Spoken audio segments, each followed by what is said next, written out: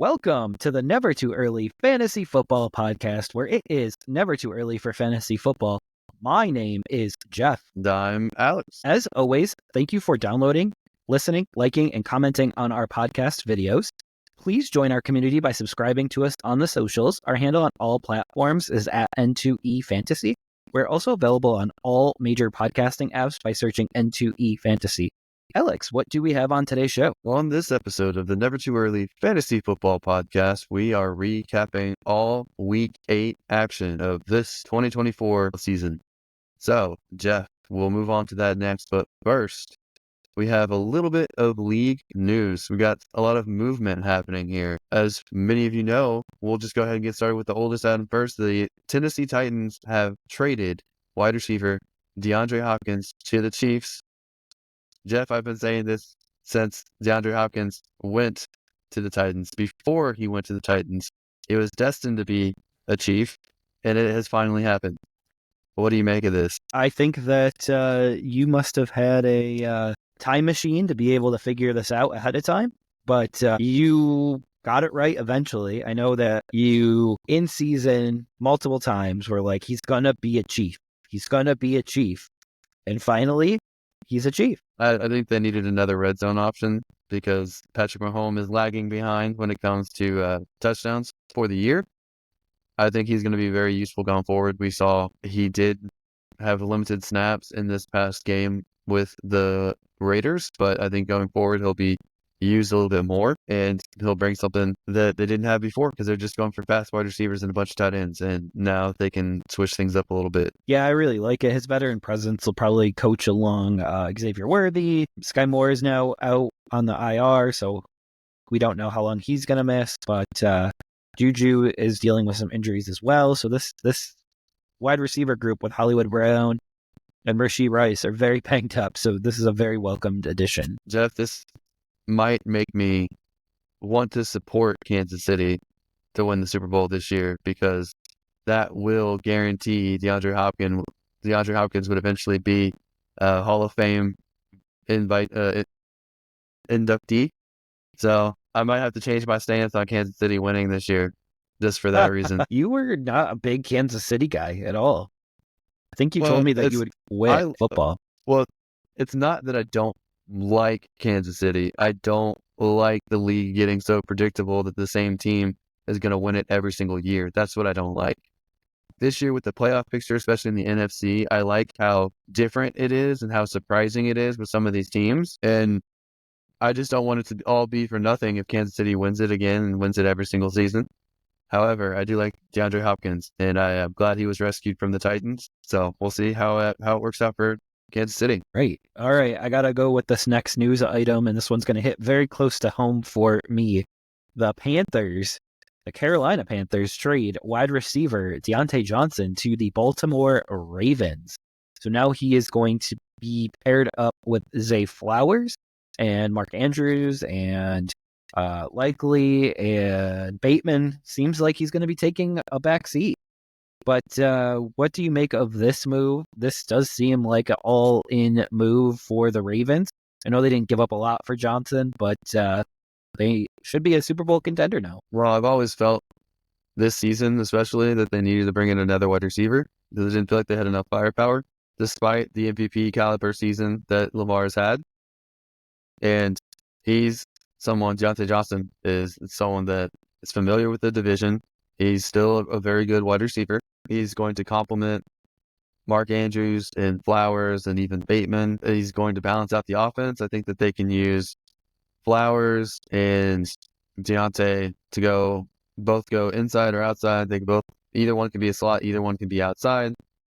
That gives them more reliable presence there, theoretically, as soon as he's up to speed on the playbook. So they are clearly going all in on the offensive side. I think the defensive side probably settles down as everyone comes back from injuries.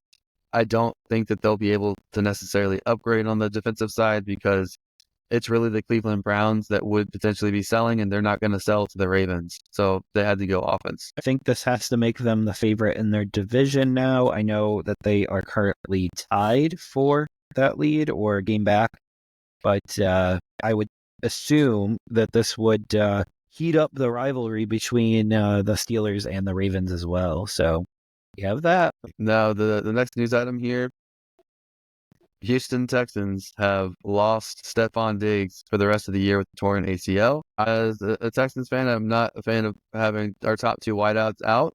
I know Nico Collins is coming back soon, but that leaves us pretty shorthanded for next week's matchup. Jeff, unfortunately, this probably knocks you out of our bet, Stephon Diggs receptions versus Nico Collins receptions, but not necessarily, because Nico could not get another catch for all we know. Yeah, But don't I know wish that evil you're a out big there. Yeah, I know you're a big fan of Stephon Diggs. How are you feeling after this? Well, as you were mentioning it here, I had to bow my head in a moment of silence. But this is really bad for the Texans to be without your top two wide receiver weapons. And we'll see here when Nico Collins does come back. The rumor is that he'll be ready after the 4 weeks. But we do know that he has a history of not being able to stay healthy. So let's hope that whatever he figures out, well, this time is off, he will come back healthy and stay healthy the rest of the year. But I have a 15 target lead right now with Diggs, and we'll see if Collins plays 2 more games this year. All right, Jeff. This next item here, the Indianapolis Colts have benched Anthony Richardson for Joe Flacco. Why do you think this happened? What do you think is the short-term future and long-term future for the Colts, Anthony Richardson and Joe Flacco? Flacco is just this year's starter. He is very old, and I don't anticipate him to be back next year as the starter. However, Anthony Richardson's behavior in the last game was unacceptable of a leader and a quarterback, and he needed to be benched because he was at risk of losing the team, especially as a leader. And what I'm referring to is he decided to take himself out of the game when he was tired. So the Colts coach, Shane Steichen, have benched Anthony Richardson. We'll see for how long. But this here is really good news for our bet for me, just like the last bit of news was good news for bet for you. But this is a victory lap thing for me. Stephon Diggs was a bad thing. Deontay Johnson means the Panthers are already done with 2024, which is a bad thing for me. So it's this is a right prediction, and so I'll finally take a victory lap this week. It depends on how the next few games go, in my opinion. If it looks like they're on the outside of the playoffs, they probably go back to Anthony Richardson just to see how he does. But I agree that his behavior in the last game was not acceptable because he just seemed nonchalant and didn't seem like he was bothered or was invested in the game. I know there's some other circumstances that play into it, and we'll definitely discuss it in as we get to that matchup a little bit more. But things are trending down for his career. Joe Flacco, I don't know if he'll be able to save Indianapolis this season. I don't know if they necessarily want to, because he's just disguising the issue and making it harder for them to rebuild if they make the playoffs, because I don't think that they would compete once there. Yeah, so I'm wondering if this means that Shane Steichen is done with Anthony Richardson and they may be looking for a new quarterback in the offseason. Yep. All right. So we are just less than 1 week away from the most important time of the year. There's nothing else going on at that time. November 5th is the most important day for the NFL and for all of America because it's trade deadline time. We finally get to see all the movement, see if any of our favorite teams make last-ditch efforts to improve before going into the playoffs. There's nothing else important in the United States going on at that same time. Nothing at all. Jeff, remember we already saw another trade where some offensive linemen got moved as well. We can talk about that going into our Thursday night recap here with the Vikings at the Rams. The Rams, after shopping Cooper Kupp, decided to curb stomp the Minnesota Vikings. Their defense beat up on the Vikings so bad that the Vikings left tackle got hurt, got put on IR out for the rest of the year, and the Vikings had to trade for Cam Robinson, the left tackle, out of the Jags. Jeff, we both picked Minnesota. We were both wrong in this one. Rams came out of nowhere to win. What do you make of this matchup? What were your takeaways? So I had a few takeaways for this game, and one of them, the offensive tackle, Cam Robinson, was traded to the Vikings to replace Darrisaw, who went down. So that's one of the things that I noticed. And without him, Darnold looked less than stellar. He looked back to where he was before. The Rams looked really good with Puka Nacua and Cooper Kupp returning. It does appear that the Rams took a Cooper Kupp off of the trade block, but what I did take from this game, it was very close. This does appear to be two teams that are playoff bound in 2024. Now, will they both get playoff spots? The NFC is going to be a lot harder and a lot more compressed to get a playoff spot. But dang, this was a really good Thursday night game. Yeah, this was a much better Thursday night game than I thought it was going to end up being. And to me, the Vikings look like they got exposed a little bit. And I think that they're going to start continuing to falter for the rest of the year. They might stumble into the playoffs, but they'll be a wild card team. And I think the Rams have a real good chance of actually being able to make the playoffs and maybe even winning their division. I would agree. Oh, right. So we can hop over to the next game here. So now we're on to our Sunday slate. And the first game that we are going to be reviewing today is the Cardinals at the Dolphins. And both Alex and I got this pick wrong. And because of that, the Dolphins season may be over, but the Arizona Cardinals are in first place in their division right now. Alex, what did you notice about this game? And what about the quarterbacks in this game? I think Tua breathed some life into Miami, but not enough to get the victory. I know they only lost by 1 point, and they were winning for almost the entire game until the very end. Kyler finally had a really good game as well. James Conner didn't really get it going, so Miami was able to shut down the run offense of the Cardinals for the most part. But the wide receivers finally got heavily involved, seemingly, in this one from both sides. Trey McBride at the tight end position led for Arizona, and Marvin Harrison finally had a big game and finally had a touchdown again. So fantasy people out there can chill out. Marvin Harrison Jr. is still involved. He's still good. And Devon Achane looked really good in this one. Mostert looks like the goal line back, Jeff. What do you think about how the Dolphins are using those backs? Man, that was always our biggest concern going into the year with Achane and Mostert. And Mostert's probably a must start again going forward as long as the Dolphins are competent. At what point, though, do the Dolphins give up on their season? That's a great question, and that could be what we just went over, that the trade deadline's in a week. So we may see a couple of Dolphins that are on expiring deals traded very shortly. Like an Odell Beckham Jr., for example. I don't think anyone would want Odell at this point. That's true. He may not want to leave Miami either. But what about Jonnu Smith or other people that they signed to one-year deals? Like, what about even Mostert? Yeah, I could see Mostert and Jonnu leaving. I just don't know where to at this point. Yeah, Cowboys could use Mostert and Jonnu probably. Yeah. But yeah, I think the Dolphins' season is pretty close to over. Their next game is against the Buffalo Bills in Buffalo. They lose that game. They're 4 games back with only about 10 games left. So not good. Okay. Well, a game that actually was good was the Falcons at the Buccaneers. What looked like it was going to be a blowout in favor of Atlanta ended up being a very close game.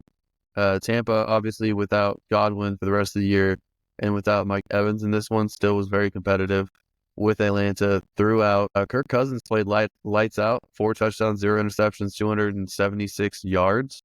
Baker Mayfield, up and down game, had 330 yards. Of course, that was on 50 pass attempts, and he had 3 touchdowns. He had 2 picks, but I think that the Bucs made the most of it. Cade Otton, I think you mentioned Cade Otton in the last episode as someone to start. He really shined in this one, getting 9 catches for 81 yards and 2 touchdowns. Bucky Irving and Rachaad White continue to bounce back and forth, which one is better for the week. But Rachaad White is the one that got the touchdown between them. So very interesting. Kyle Pitts, big game, 4 catches, 91 yards, 2 touchdowns. Darnell Mooney, another big game. And Bijan and Drake London. Bijan did better, but Drake London kind of stumbled in this one. I think he had a touchdown that was called back at one point, but finishes with just 4 catches for 34 yards. Yeah. So any other items on this game here? Just Jalen McMillan Had a couple of missed opportunities, but he's still getting the targets. So I still think outside of Otten, outside of Bucky Irving and Rashad White, I think Jalen McMillan is the wide receiver, the target. Yeah, and Otten is a must start going forward, right? I agree. Yeah. That's kind of weird how that happened with Godwin going out and Otten just goes right into the lineups, kind of similar but not the same. What do you make of the Falcons' backfield? That is a little scary for Bijan owners again. Like Algiers right there with him. It seems like they don't know what to do with their backfield split because it changes so frequent to Bijan being 100% and then back to 50-50. It's like a roller coaster. Well, I think that Atlanta was leading most of the game, so they wanted to lean on the run game. That's all I think it is in this case. Awesome. Yeah, I mean, I think Atlanta for sure is going to win this division now. I just don't see how the Bucks can keep pace with them with the lack of weapons. I know they kept pace in this game, but the season is very long, and I just foresee the Falcons running away with this division in the next few weeks. I agree with that. Hey, I like when we agree. It doesn't happen very often, but it is happening right here and now. But we are both right in this game. I have us highlighted incorrectly on the sheet here, which is my mistake here. But yeah, that's all I pretty much have on this game. I love the fight of the Bucks, but they're going to fall to good teams like Atlanta. All right, so next up we have the Deontay-less Ravens at the Cleveland Browns, and this is the upset of the week, which may have spurred the Deontay Johnson trade. Winston outplayed Lamar in this one, although, and I know you will say Winston looked really good in this game, there was 2 surefire interceptions that were dropped by the Ravens, so his stat sheet could have looked a lot worse than it did. But we can only go with the stats that actually happened. Flowers plays and stars in this game, which is going to be interesting going forward to see if Deontay is the one or Flowers is the one. I suspect that Flowers will be the one because he already has the chemistry and the playbook down, and Deontay will settle into that number 2 spot because of that. Mark Andrews, who you were very off board with 3 weeks ago and now has a 3-week touchdown streak going. And Alex, I'm going to give you your flowers here on Charles Tillman. So take it away with Charles Tillman. I'm just wondering how long it's going to be until you're going to give me my flowers for Jameis Winston as well, saying how Jameis Winston and Flacco both have put up 300-yard games, and Watson still hasn't in his entire time with the Cleveland Browns. But I really like Cedric Tillman. He's the one I thought needed time during his rookie draft year. I thought he needed time to develop, and he has the time. He has the opportunity. I think he's going to be the number 1 deep threat option for the Browns. I also think Elijah Moore might be the number 1 target for the Browns going forward. That will be interesting to see how all of that shakes out. And my counter to you will be that the Ravens were playing with their second and third string secondary, and they dropped 2 interceptions on the day. So that does change how the stat column does look at the end of the day, but I'm willing to be open to Winston going forward, but I'm giving you your flowers on Tillman here. How about Zay Flowers? I know you were a little bit down on him going into this year. I know you had stats higher, but you were very convinced that Mark Andrews being back was going to limit Zay Flowers' ceiling. I think his current stats, it's going to be pretty similar to the stats I had projected for him. Right now, after 8 games, he has 527 yards. And I think that's going to put him just under 1,000 yards receiving, which is where I already have him. That might get affected even more now that Deontay Johnson is going to the Ravens. So I think Flowers is going to finish pretty close to where I had him.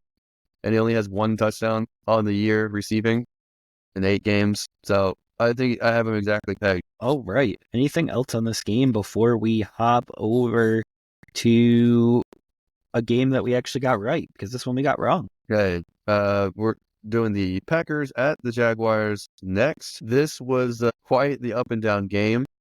I thought that once the second quarter happened, I thought that Green Bay was going to clearly win this game. And then Jordan Love got hurt and Jacksonville surged back. I thought Jacksonville was going to sneak out with this one. And then Malik Willis played again, and he played well again, and then Green Bay ended up winning. So really weird up and down game. I think this pretty much put the nail in the coffin for Jacksonville. I don't think that there's a way that they can realistically make the playoffs. To me, Trevor Lawrence didn't look as good as his stat line shows. I think most of his good plays were actually short yardage QB runs himself. But I think he was a little off target as a passer. Didn't help that Brian Thomas Jr. got knocked out of this. Christian Kirk got knocked out of this. Couldn't really get on the same page for most of the game with Evan Ingram. I think that obviously is going to change with Brian Thomas potentially missing next week. Christian Kirk, I think, missing the entire rest of the year. So Parker Washington and Evan Ingram are going to be pretty important going forward. Tank Bigsby looked good. He just didn't get a touchdown. Jeff, I'll let you talk about your boy Josh Jacobs here, because he finally had a really good dominant game. Yeah, he's quite the back. And I know we argued about him in the off season, but and I think you had him closer to running back 20-ish, if I'm not mistaken. He's at running back 9 right now, so he's probably gonna finish inside the top 12, and so that'll make him an RB1 for the year. And it's interesting because he's doing this when Green Bay typically and Matt LaFleur typically don't do a bell cow running back. So very interesting. Let's not forget that Green Bay hasn't had a bye week yet as well. Absolutely. That factors into it. Absolutely. But he seems to be the same guy that we've always seen, and a guy that is able to get better as games go on. He's a little bit like Derrick Henry like that. I wouldn't say that he's quite Derrick Henry, but he is a player that you were a little down on going into the year, but I like the spot. He does appear to be a bit of an upgrade on Aaron Jones.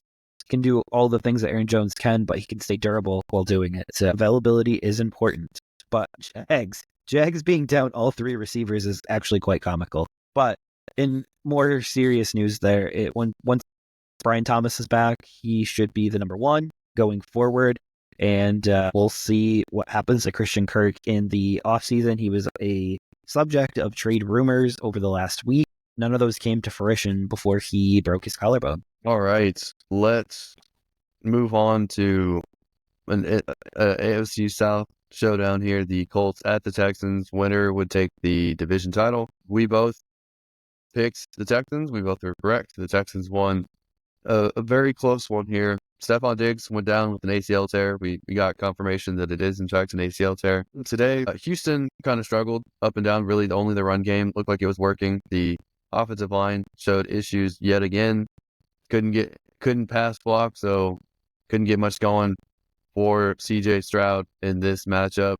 And Mixon's looking like he's carrying this team on his back. As far as the Colts go, Richardson had an up and down game first half. I know you want to go in and say he's terrible, but he had like 5 drops from his wide receivers that should have either been first downs or touchdowns. And then he had wild off-target shots and underthrew a couple deep shots that if he actually hit himself, then those also would have been big plays as well. So there's a lot of disconnect between him and his receivers. They can't seem to get on the same page. A part of it is his own issues with his footwork and being able to step into a throw it downfield. In this game, there was a lot of him not being able to get a feel for the pocket.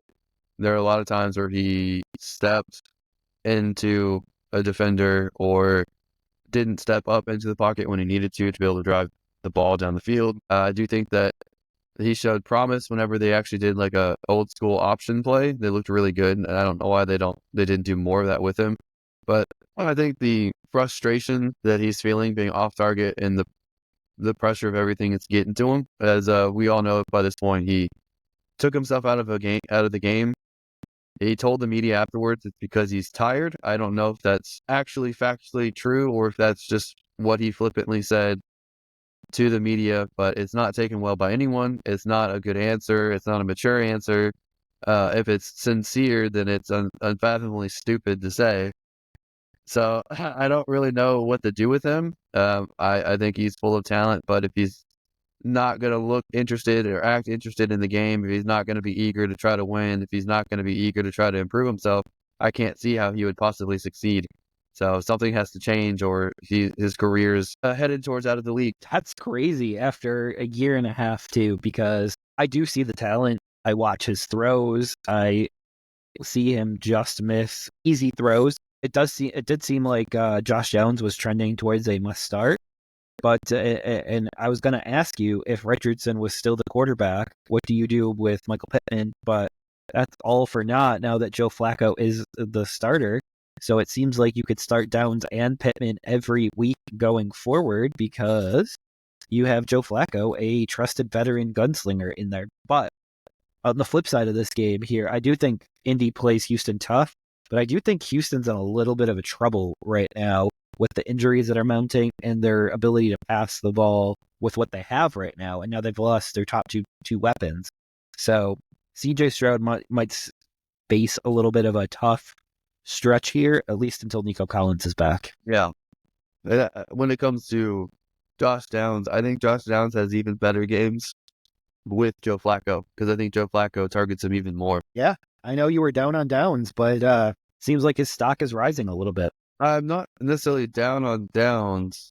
The talent's there. I just thought Michael Pittman would be more involved than he's been. You have been a Pittman truther for a very long time here, so you can't stop now. I also like A.D. Mitchell, but A.D. Mitchell hasn't been able to get on the same page with either quarterback as of yet, but he's been getting open every game. So we'll see if that Anthony changes. Richardson was given so many talented weapons and unable to use any of them effectively, consistently. But he did use Alec Pierce for a little while, so there is that. Yeah, part of me thinks if they did more option plays, they did more QB run style plays, more bootlegs, things like that, to take advantage of his mobility and speed, they could have gotten him more comfortable by this point. Maybe he'd be connecting better on these passes because he'd be going through these games with actual confidence. I don't know. I don't know if it's coaching, quarterback scheme mismatch, or if it's all on Anthony Richardson or what, but it's not working right now. So we have seen Steichen with Jalen Hurts, and I believe that was the year that they won a Super Bowl, right? Or Yeah, were in the but Super Bowl. Jalen Hurts isn't the same kind of quarterback as Richardson. Because for a long time, Alex called Lamar Jackson a running back that throws. Yeah. Hey, how long did it take him to evolve into an actual good passing quarterback? Probably like 4 or 5 years, but he was an elite runner. Yeah. He wasn't tired and checked himself out of games. Yeah. I think it was more frustration than anything, but that's still not acceptable. But it's an even worse thing to say you're tired to get out of the game. Yeah, To they the threw media who Flacco want in. nothing more than what now?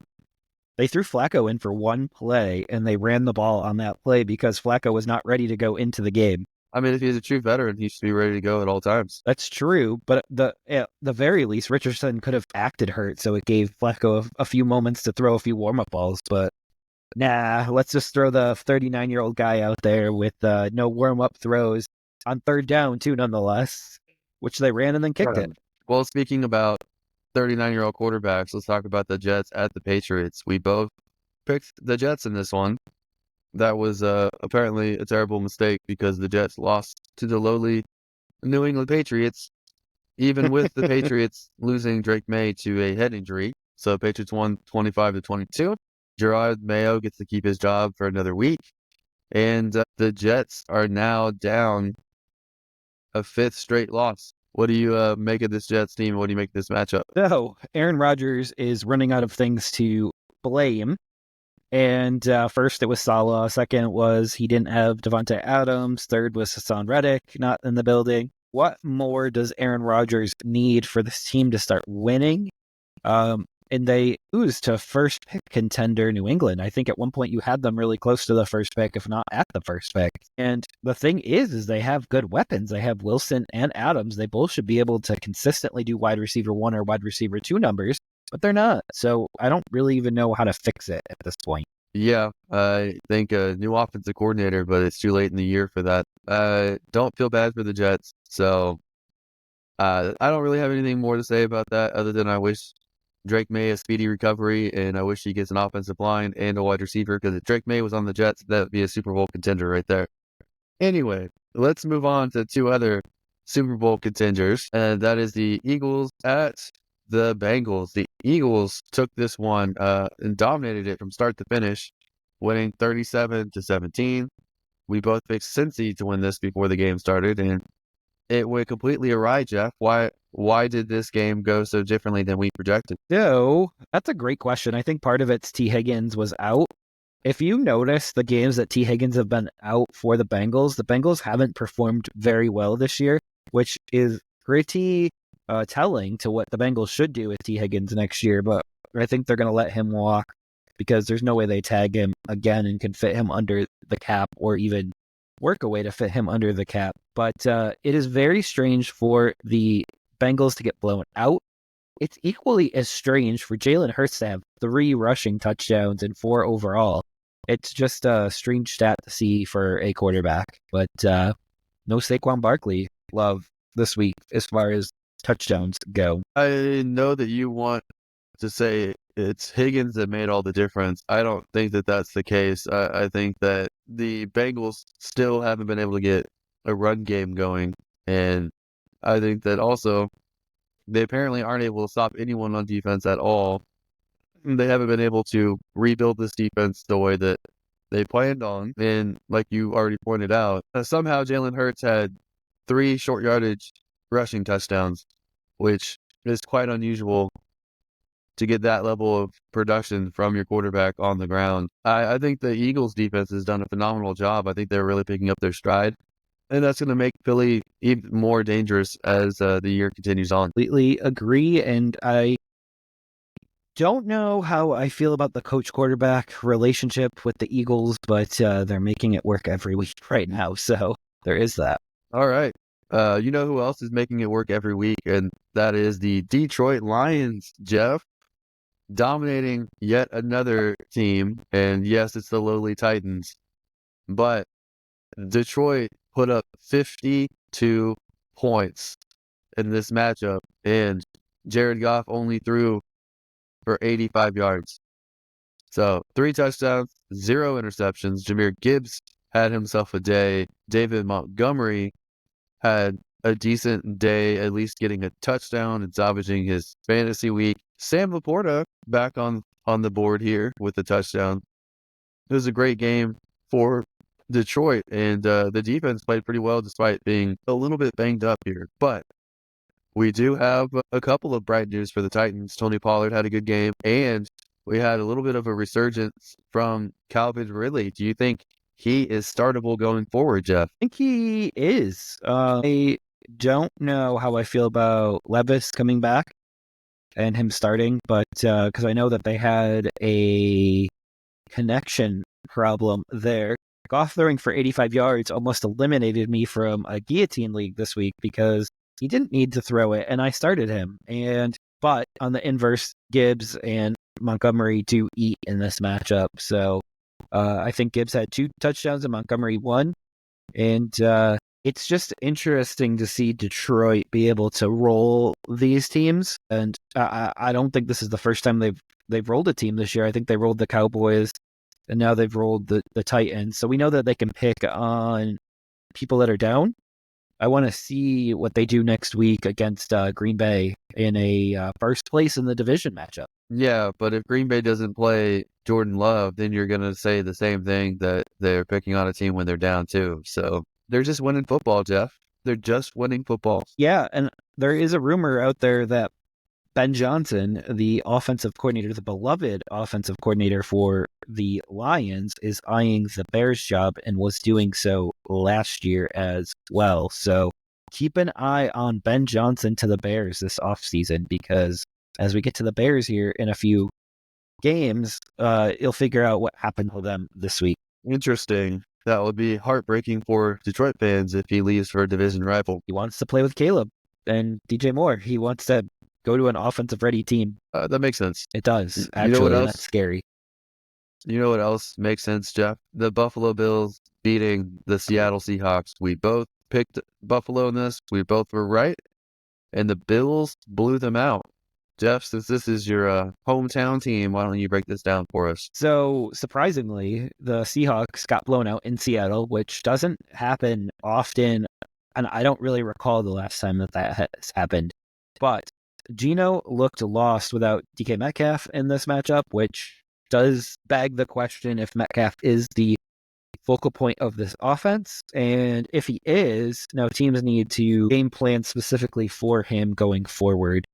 But I don't know if you saw that first touchdown by the Bills where Coleman got a corner ball where he just grabbed it with his muscle, I want to say, and one armed it. And Coleman's looking more and more legit, but and Amari Cooper is still not fully along yet. So this Bills team is going to be very scary come the playoffs. Yeah, but I expect the Bills are one of the few teams in contention to be able to knock the Chiefs out in the playoffs. So we'll see as this year builds up how the playoffs shake out. Absolutely. I think we can say without a shadow of doubt, though, that the Bills have their division on lock as of right now. I don't foresee that changing over the next few weeks, but it does feel like the Bills are going to run away with this division very shortly and maybe. Okay. Next, we have the New Orleans Saints at the Los Angeles Chargers. I picked New Orleans. You picked the Chargers. Jeff, the Chargers pulled it out and won 26-8. I'll let you break this down because you were a huge Herbert fan over there. I noticed that all my flowers have to do with wide receivers, but I really like Lad McConkey. I think that if he and Herbert continue to build their chemistry together, I think he does have an outside chance of rising up the Offensive Rookie of the Year awards potentially, especially if Neighbors and Marvin Harrison Jr. and have any struggles at all, and if for whatever reason Jaden Daniels starts to falter, I think that someone else can be brought up in that range. So I really like Lad McConkey. I've been pretty steadfast that I think he's the wide receiver one on this team, and it's finally starting to show on the stat sheet. Jeff, shall we move on to the next matchup here? Should we move on to the Panthers at Broncos? Absolutely. Let's give it a shot. Well, I guess you don't really want to talk about your Panthers at this point, but Bryce Young got to play with Andy Dalton being out due to a car accident, and he did, in fact, look better in this matchup. It wasn't enough. Broncos pulled it out. We did both pick Denver in this matchup.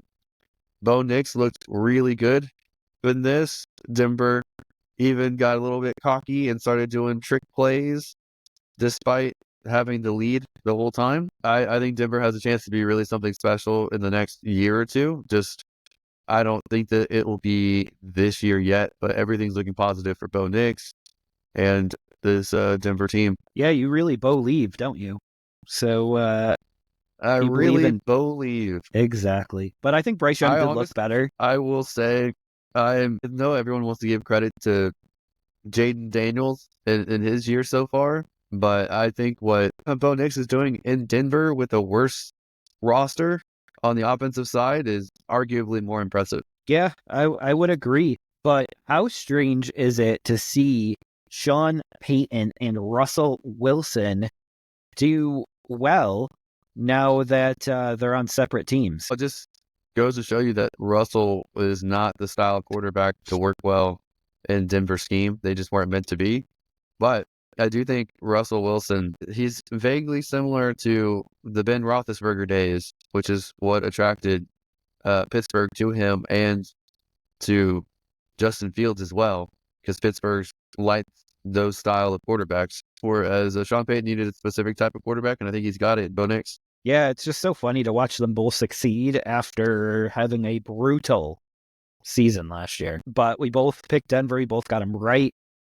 Miles Sanders could be traded this week. He did get 7 receptions in this game. It does seem like they were showcasing Miles Sanders for a potential trade. Well, if that's what they were doing, they should have ran him a little bit more. He only had 1 rush in this matchup. Absolutely. And not only that, but maybe the Broncos want to trade for him because Javonte could not get more than 44 yards on 17 carries. After everyone announced he's back, he couldn't do anything. I know. What the heck? Against one of the worst rush defenses in the NFL right now, you're basically playing the freshman team of a high school. Yeah, I don't think Javonte Williams is it. If I have him in a league, I'd want to trade him if I could. And I'm glad that no one wanted to trade him to me at the beginning of the year. So You guys are You would stuck with you would have your took him, decisions. right? What now? You would have took him, right? If it was good value, like I wouldn't have paid more than a second round rookie pick, and even then would be iffy. I'd want them to throw a third round back as well, at least. But that was at the beginning of the year, before the season even happened. Now I want nothing to do with them. So good luck, guys. Absolutely. All right. So we both got that one right, of course, but we can move on to the Bears at the Commanders, which I did talk about a little bit earlier.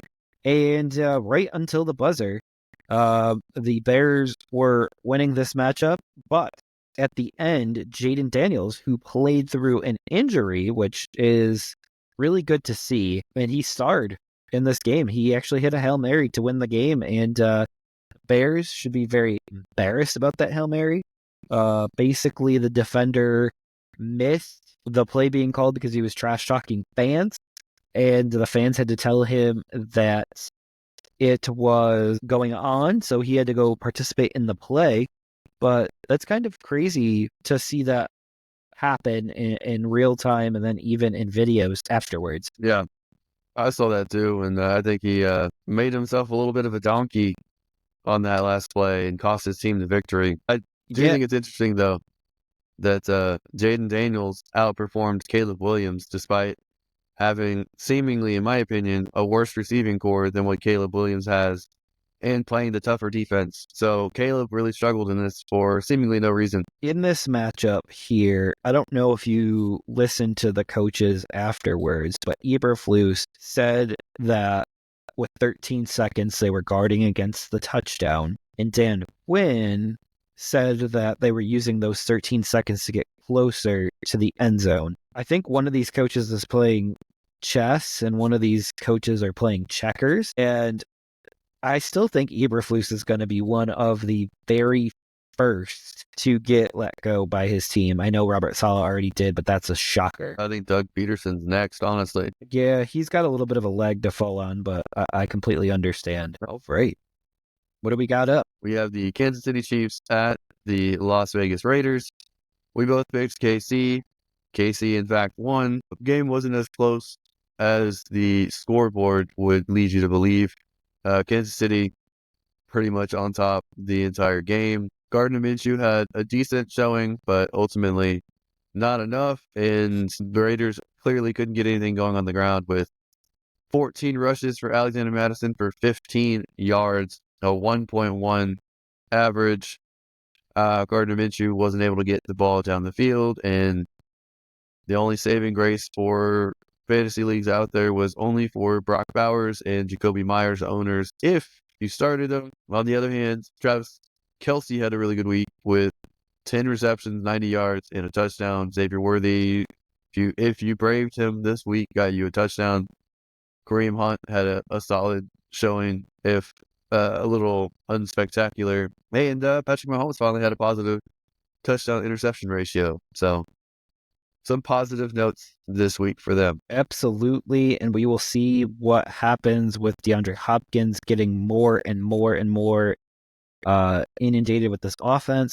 Kelce still may finish as tight end 1 this year. I mean, he is getting to be on a roll. He's going to have to go against George Kittle for that title right now, but he does seem like a tight end to own right at this point going forward. The Chiefs did struggle a little bit during the Raiders seasonal Super Bowl. We know that this is what Antonio Pierce has circled on his calendar from the moment that he gets it and from the moment that the season begins and the Kermit the Frog stuff and everything like that. So this is their Super Bowl and they lost at home. Minshew actually played better than Mahomes in this matchup.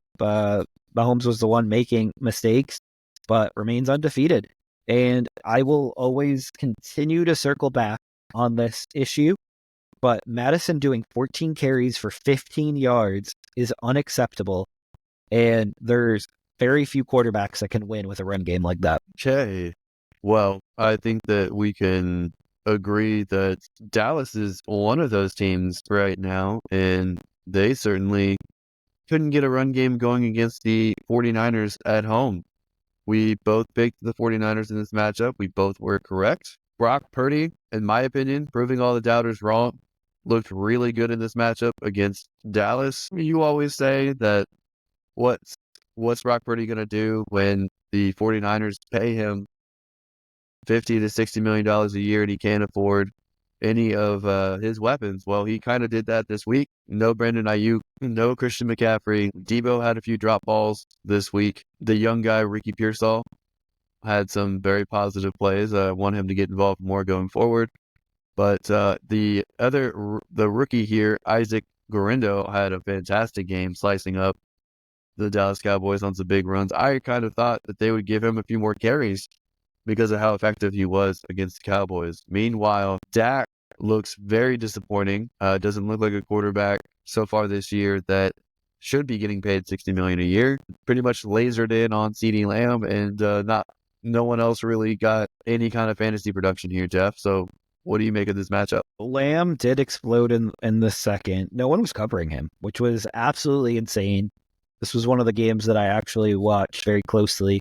I do think Garendo might be better than Jordan Mason, and he's going to have to be because Jordan Mason can't stay healthy, for one, and Christian McCaffrey might be on the last year or two of his deal with the 49ers, especially if they're going to pay Brock Purdy. So they need someone to step up into that running back role and continue to roll. But we have seen this with Shanahan before. He can plug and play running backs very easily. So you remember your Jeff Wilson, Jareem Mosterts, Matt Breidas of the world. So the 49ers did really struggle in the first half of this game. So let's not paint this as a complete one-sided affair. But they did open it up in the second, which was really nice. And then the Cowboys did eventually answer, which is nice to see. But it was too little, too late as far as Dak and Lamb went. Yeah, we'll see if Dallas can turn their season around as we progress, and maybe we'll talk about that in the next episode where we see if Dallas can beat the blazing hot Atlanta Falcons. But let's move on to one of Dallas's rivals here, the New York Football Giants against the Pittsburgh Steelers on Monday Night Football. Jeff, what did we see in this one? So we saw Russ, we saw Najee, we saw Pickens lead their team to another victory, and it's really good to see the stars on this team perform. And I know you wouldn't have agreed 2 weeks ago, but I hope you agree a little bit more that Russell Wilson has really opened up this team in a way that Justin Fields couldn't open up this team. And on the flip side, Daniel Jones looked bad in this game, but that was helped by a few Neighbors drops, and they were bad drops in this game by Neighbors that a number one pick in a draft should not drop. So that was very interesting to see Neighbors have a game that wasn't great. And speaking of great, though, I think the Giants do have something in Tyrone Tracy. And what running back number would you put him the rest of the year, Alex? I think he actually got hurt in this game. Concussion, and yeah. I don't think he's going to play next. It was a concussion. So obviously not out for the rest of the year, but probably out for a week. On a per week basis, I don't know if I would fully trust Tyrone Tracy over Singletary 100%, but I think that they should have a committee if they want to win. I think Tyrone Tracy is just the better track athlete between the two. But absolutely. I mean, that's kind of what the Giants need right now because their offensive line isn't blocking well enough for a traditional running back to be able to get the big plays. So they need that running back who can get a 45-yard rush out of nowhere. I'd say he's at least an RB2 going forward with RB1 upside. As you can see, he had 145 yards and a touchdown off 20 rushes. So the upside is obviously there any given week. It's just that the Giants are so bad. A team should be able to bottle them up and maybe be in the wide receiver 3 or maybe as high as wide receiver 2 territory as the season progresses. So we'll see if he just disappears after this big week or if he continues to build on it with Russell Wilson. I will say for the NFL purposes for this matchup, that punt return could have been called for roughing the punter. It could have changed this whole dynamic of the game despite everything because scoreboard-wise, it finished close, but Steelers seem like they always had the advantage in this game. But if they called that back, I think this could have been potentially a different game. Agreed. But we both got this one right. Roman Wilson does appear to be out for at least 4 games. He's on IR again, so he does seem to be injury prone. But Are you or giving it's up? just the Are you same, still? or I think it's just the same injury. Yeah. Were you a big Roman Wilson fan entering the draft season or not really? Yeah, I like this tape. I think he can be a really good wide receiver in the league. I think in some ways he reminds me. I know you don't like comparisons, but in some ways he reminds me of Amon-Ra St. Brown. So he's someone I think could start producing whenever he's actually given a chance and he's healthy. So that in dynasty leagues, if he gets dropped, do you guys want to go scoop him? So I would. I have seen him dropped in a dynasty league, and I have scooped him this week. Very nice. I had to drop Brendan Rice for him though on a 4-year minimum deal, but I figured it was about time. Couldn't stash him on your IR. I was out of IR spots. It was either Mims or Rice, That's tough. I and I feel went like with Marvin Mims. I feel like Mims is the better option this year, but Rice could be the better option long term. Yeah, I gotta see Rice get some play this year, especially with how depleted they are at wide receiver. I expect them to target free agent wide receivers next year, and I also expect them to potentially draft another receiver. So that could really mess up that depth chart next year. All right. Well, that does it for this episode of the Never Too Early Fantasy Football Podcast. Thank you all for downloading or listening to this episode. And please don't forget to like and subscribe. Please leave us a comment and share the show. Every little bit helps. You can find us on all podcasting apps by searching N2E Fantasy and with our handle at N2E Fantasy on all social media platforms. Please join our community and give us a follow. Until next time, take care of yourselves and remember, it's truly never too early for fantasy football. Thank you again. Bye, everybody.